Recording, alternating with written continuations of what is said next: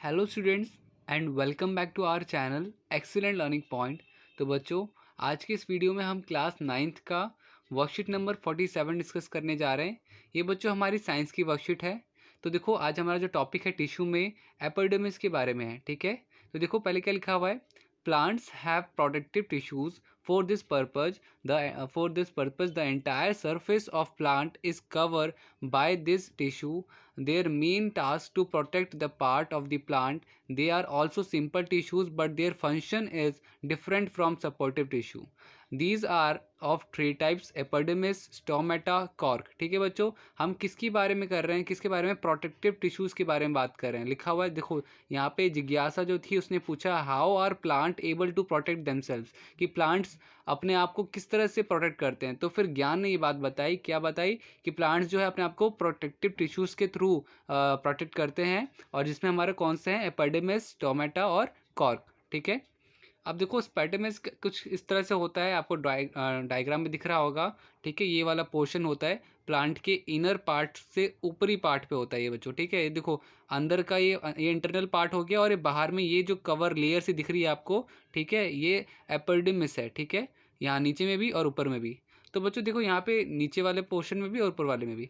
तो यहाँ पे बच्चों देखो क्या लिखा हुआ है। All parts of plant like flower, leaves, stems and outer layer of root are covered by an external layer of cell are called epidermis। ठीक है बच्चों, तो epidermis क्या होता है? बेसिकली जितने भी फ्लावर्स हैं, लीव्स है, टहनियाँ, जो स्टीम है, ठीक है, जो जड़ें हैं, सारी की सारी एक लेयर से कवर होती है, जिस लेयर का नाम क्या है? epidermis। ये बच्चों बेसिकली प्लांट के पार्ट्स को प्रोटेक्ट करता है। ठीक है, most of cells are usually flat. Their outer cells wall is thicker than the inner wall। ठीक है बच्चों, तो उनकी आउटर सेल थिकर होती है इनर वॉल के, मतलब अगर कंपैरिजन करें तो। Epidermis cells of aerial part produce a layer known as cuticule on it, with often secrete a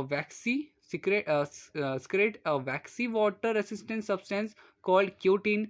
It is more prominent in the aerial part of desert plant. तो बच्चों desert plant में basically ये आपको बहुत ज़्यादा पाया जाता है, और बेसिकली ये मतलब रेसिस्टेंट होता है, वाटर रेसिस्टेंट होता है। ठीक है, this provides the protection against loss of water, mechanical injury and invasion of by parasite fungi. तो बच्चों देखो, वही फंगी से बचाता है, किसी तरह की इंजरी, मतलब प्लांट टूट जाता है तो उसको थोड़ा सही करता है, रिकवर करता है, और बेसिकली वाटर लॉस ना हो। ठीक है, वाटर लॉस ना हो, इसलिए वाटर रेसिस्टेंट भी है। ठीक है, फिर cuticle of the epidermis control the transpiration. ठीक है बच्चों, ट्रांसपिरेशन का काम कौन कंट्रोल करता है? क्यूटिल। ठीक है, क्यूटिकल ये हो गया बच्चों, क्यूटिकल के बारे में हमने पढ़ लिया।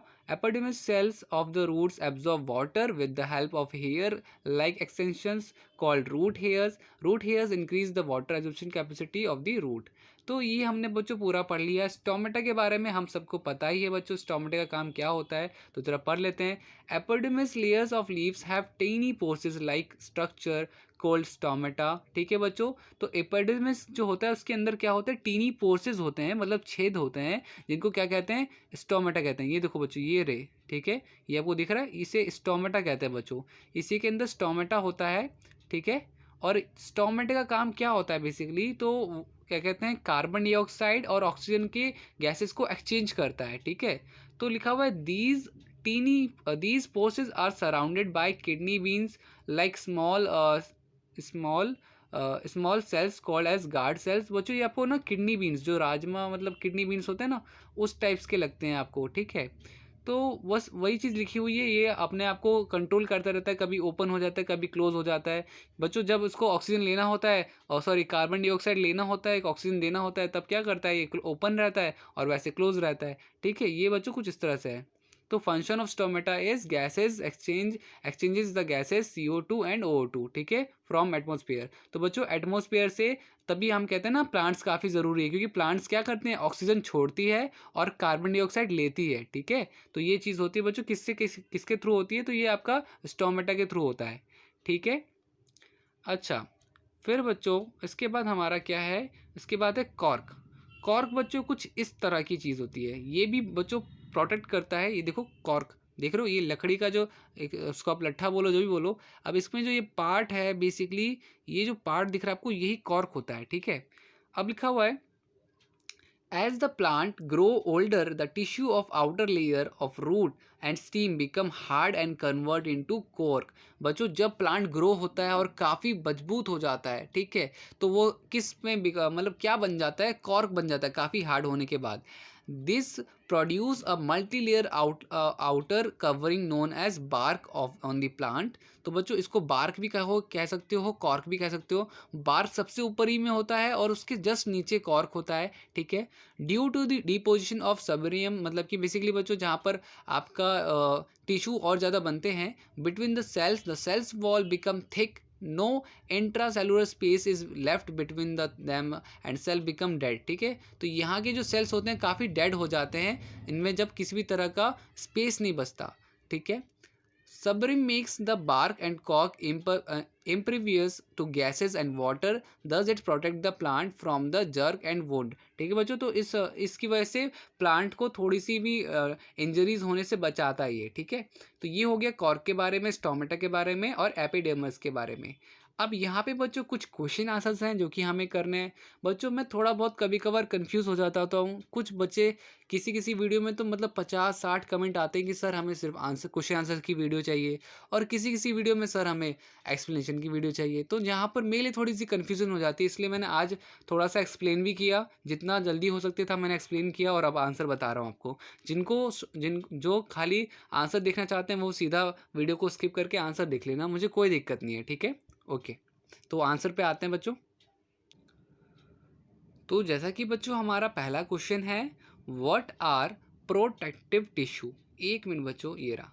What are protective tissue, where are they located in plant. तो बच्चों आंसर क्या होगा, protective tissues are usually present in outermost layer of the plant body such as leaves, stems and roots, and offer protection to the plant body. They prevent desiccations, mechanical injury and infection in plant. ठीक है बच्चों, तो plant पे infection होने से बचाता है, plant को में इंजरी होने से बचाता है, और वाटरफॉल ज़्यादा ना हो उससे बचाता है. तो ये हो गया फर्स्ट का आंसर हमारा. आते हैं सेकंड क्वेश्चन में. सेकंड क्या है, right the function of epidermis. तो यहाँ पे क्या होता है, the epidermis protects plant from water loss and parasites. ठीक है बच्चों, तो किससे बचाता है, वाटर लॉस से और पैरासाइट से बचाता है. अच्छा, आते हैं नेक्स्ट क्वेश्चन में बच्चों. नेक्स्ट क्वेश्चन क्या है, where is stomata locate in plants. Stomata कहाँ पाया जाता है बच्चों प्लांट्स में, एपिडर्मिस में. What are the function of stomata. तो आते हैं बच्चों क्वेश्चन पे. देखो क्या होगा, stomata are cell structure in the epidermis of tree leaves and needles that are involved in exchange of carbon dioxide and water between plants and the atmosphere. तो बच्चों स्टोमेटा का बेसिकली काम क्या होता है, कार्बन डाइऑक्साइड और water को आपस में एटमॉस्फेयर के थ्रू लेना. ठीक है, ये चीज़ होती है.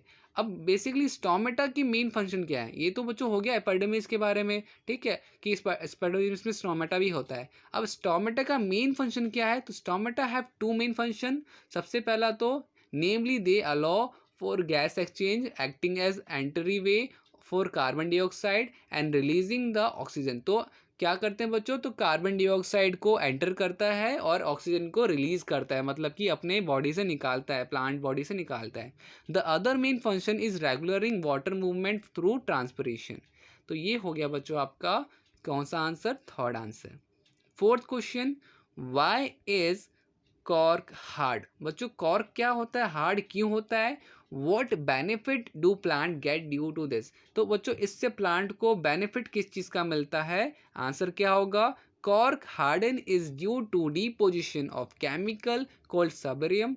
सबरियम makes plant impermeable to air and water. तो बच्चों क्या होता है, कॉर्क हार्ड क्यों हो जाता है, तो काफ़ी ज़्यादा वक्त के बाद जब उसमें सेल्स डेड हो जाते हैं तो धीरे धीरे जब उनमें इंटरस्पेस काफ़ी कम हो जाता है तो वो हार्ड हो जाता है, जिस वजह से आप किसी भी तरह की अंदर में जो उनके सेल्स होते हैं प्लांट के, उनको फ़र्क नहीं पड़ता. ठीक है, उनको वो उससे प्रोटेक्ट करता है. तो बच्चों ये था पूरी की पूरी वर्कशीट में क्वेश्चन आंसर्स। उम्मीद करता हूँ सारे क्वेश्चन आंसर्स आपको समझ में आ गए होंगे। तो आज की वीडियो में इतना ही। वीडियो अच्छी लगी तो वीडियो को लाइक कीजिएगा, कमेंट कीजिएगा, दोस्तों के साथ शेयर कीजिएगा। अगर आप न्यू हो चैनल पे, चैनल को सब्सक्राइब करना, ठीक है। आपको एक दिन पहले आपकी वर्कशीट मिल जाएगी। तो आज की वीडियो में इतना ही, बाकी मिलते हैं नेक्स्ट वीडियो में। तब तक के लिए bye bye and take care.